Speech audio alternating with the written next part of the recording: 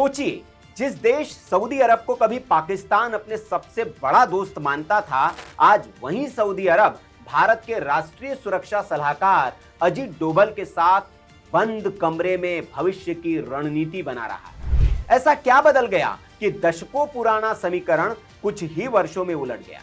क्या पाकिस्तान धीरे धीरे सऊदी की प्राथमिकता सूची से बाहर हो रहा है? क्या भारत अब पश्चिम एशिया का नया रणनीतिक साझेदार बन चुका है? और डोभाल की यह यात्रा सिर्फ एक मुलाकात नहीं, बल्कि एक बड़े भू राजनीतिक बदलाव का संकेत है। आज इसी कहानी को समझेंगे शुरू से आसान भाषा में। नमस्कार, मैं हूं सुनील राउत और आप देख रहे हैं वीके न्यूज।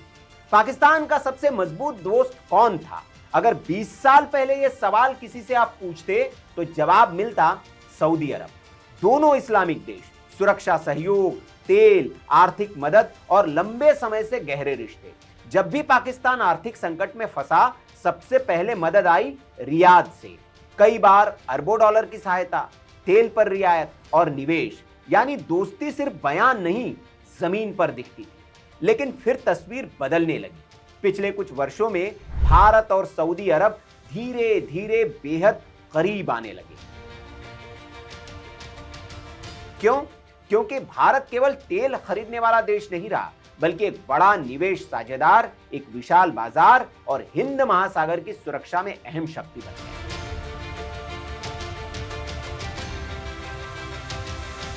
आज सऊदी अरब भारत में refinery, petrochemical, green energy, infrastructure और टेक्नोलॉजी में निवेश बढ़ा रहा है। अब आते हैं इस कहानी के सबसे महत्वपूर्ण किरदार पर, भारत के एनएसए अजीत डोभाल। रियाद में उन्होंने सऊदी के विदेश मंत्री प्रिंस फैसल बिन फरहान से मुलाकात की, लेकिन यह कोई औपचारिक शिष्टाचार बैठक नहीं थी। बात हुई क्षेत्रीय सुरक्षा, ऊर्जा सुरक्षा, समुद्री व्यापार मार्ग, आतंकवाद विरोधी सहयोग, रणनीतिक साझेदारी, यानी कि पूरे पश्चिम एशिया के भविष्य पर। यही सबसे दिलचस्प बात है। उस समय पूरे पश्चिम एशिया में तनाव था। ऊर्जा बाजार, समुद्री व्यापार, हॉर्मुज स्ट्रेट, रेड सी, हर जगह अनिश्चितता। दुनिया या डर रही थी कि अगर तेल की सप्लाई रुक गई तो पूरी वैश्विक अर्थव्यवस्था प्रभावित होगी। ऐसे समय भारत और सऊदी एक साथ बैठे, यह अपने आप में एक बड़ा संदेश था। अब सवाल, क्या पाकिस्तान का महत्व कम हो गया? नहीं, लेकिन कुछ चीजें बदल गई है। पहले सऊदी को पाकिस्तान की सेना की जरूरत थी, आज सऊदी अपनी अर्थव्यवस्था बदल रहा है। विजन 2030, नई इंडस्ट्री, नई टेक्नोलॉजी, नई पार्टनरशिप, और इन सब में भारत एक स्वाभाविक साझेदार बनकर उठा है। कारण कई है।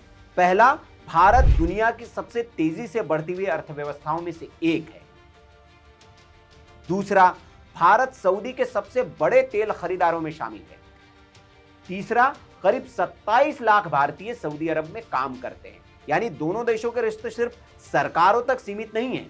चौथा, defence cooperation, joint exercise, counter terrorism, cyber security, maritime security, सब में सहयोग बढ़ रहा है।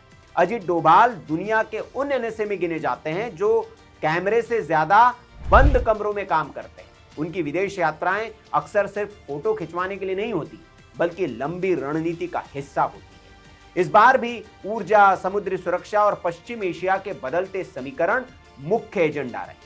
भारत का लक्ष्य साफ है, ऊर्जा सुरक्षा, सप्लाई चेन सुरक्षित रखना, भारतीय नागरिकों की सुरक्षा, समुद्री व्यापार मार्ग खुले रखना, पश्चिम एशिया में संतुलित संबंध बनाए रखना। यानी भारत किसी एक पक्ष का हिस्सा बनने की बजाय एक स्थिर और भरोसेमंद साझेदार की भूमिका निभा रहा है। अब सबसे बड़ा सवाल, क्या यह पाकिस्तान के लिए झटका है?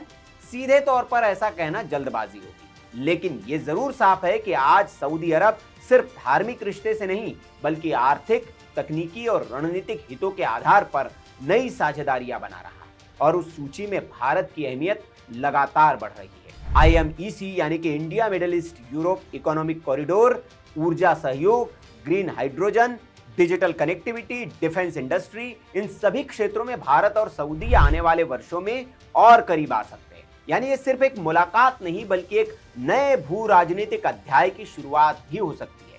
कभी पश्चिम एशिया की राजनीति सिर्फ तेल और धर्म से तय होती थी, आज उसे तय कर रहे हैं व्यापार, तकनीक, समुद्री सुरक्षा और भरोसेमंद साझेदार।